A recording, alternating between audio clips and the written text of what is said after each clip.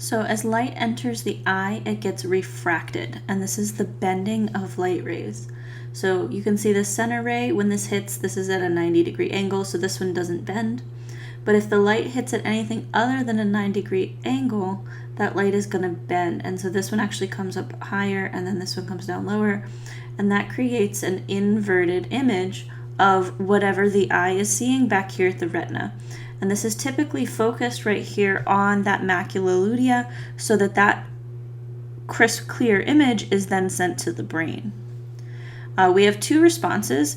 Emmatropia is for looking at things far away. Typically, the eyes are relaxed when they're focused on anything about 6 feet away or further. You can see that the eyes are both pointing forward here. The opposite of that is the near response, and that is going to typically be less than or equal to about 6 feet. And this is going to involve a little bit of work. So the convergence of the eyes, this is where they converge to have to turn to look at something close up. Constriction of the pupil. So this is going to let in a little bit less light. And accommodation of the lens, so this is adjusting that lens so that we can view something closer up to reflect the light correctly.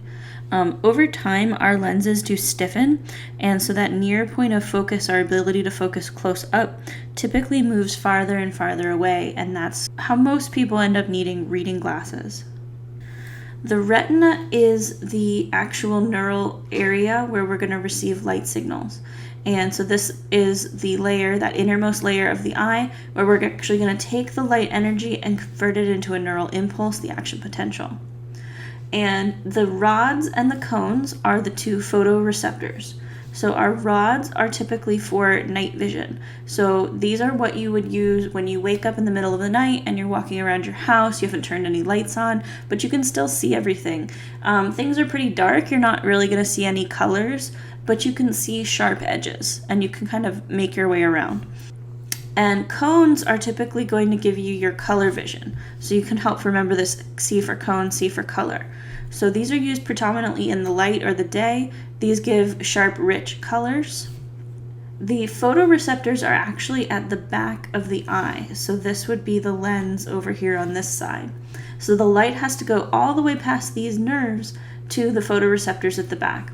And then there's a layer of pigment cells at the back of the eye, and those are going to help to absorb any extra light to help protect your eye. So if there's any light that strays past the photoreceptors, it can get absorbed instead of causing damage. And when these photoreceptors get stimulated, they're going to send signals through these neural pathways to the bipolar cells, and then eventually to the ganglion cells, which will send information to the optic nerve. These different photoreceptors work by using different pigments. Rods use the pigment rhodopsin, and opsin is one half of this, and that's made from vitamin A. So people who have a vitamin A deficiency can actually end up with night blindness or even just being blind, where night blindness is when you can't see very well at night, it's hard to see in dim light. And so that's happening. It could be because you're not getting enough vitamin A. Cones are made up of photopsin, which is that pigment, and there are 3 different ones. So there's a photopigment that absorbs mostly blue light, a green light, and then one that absorbs mostly reddish light. And so they absorb along the whole spectrum of light, but you can see that the peak here is where they absorb light the best. And this is where we get color blindness. So someone who has a mutation, it's typically in the green or the red. Cone pigment is not going to be able to absorb those pigments. So if I can't absorb this green pigment, then these spectrums along this side are going to actually look red to me. And so if this is typically more common in men than women because it's on the X chromosome, and it would result in not being red-green color blindness is the most common, which would result in not being able to distinguish between red and green. So this is looking at the rods. Have you ever woken up in the middle of the night and you open your eyes in your room, but you don't turn on any lights and you're able to see? And that's because at night the rods are working. So this is rhodopsin, this is the opsin, and this is the retinol. So this is what makes up a rod. And when it is in this bent position, it is functional.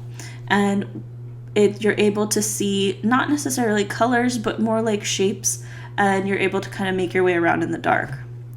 As soon as you flick the light on, though, what happens is this shape changes from cis to trans, and the rhodopsin is no longer functional. So this is actually going to break down and separate, and these degrade. And then maybe you're done with getting your midnight snack or going to the bathroom, and then you turn your lights off, and you're suddenly cast into darkness, and it's really hard to see. And that's because it takes a little while for this degenerated rod to actually reform into this shape. This is called bleaching. And so these rods get bleached out, and then you have to readapt. This is called dark adaptation. So going from a light environment to a dark environment, it usually takes quite a while, anywhere from 20 to 30 minutes, for you to get your dark vision back. And that's because these rods go fairly slow. The opposite of this is light adaptation. So if you've ever been kind of in a dark house and then you walk outside in the bright Florida sun and it's really bright, or you just woke up and you turned on your lights and it's really bright and hard to see and you might be squinting, that adaptation takes a little bit faster, so usually only about 5 minutes, because the cones, which are bleached during the dark, are much more quickly to adapt to light vision. During the night or in the dark when there's no light, the rods are actually firing inhibitors to these bipolar cells, and that does not send, so there's no signal happening here.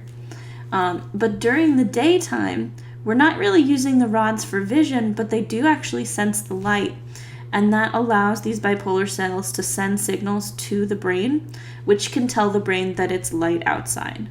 And so these might be involved in controlling some of the pupillary reflex, so dilating or constricting the pupil based on the amount of light that's coming into the eye.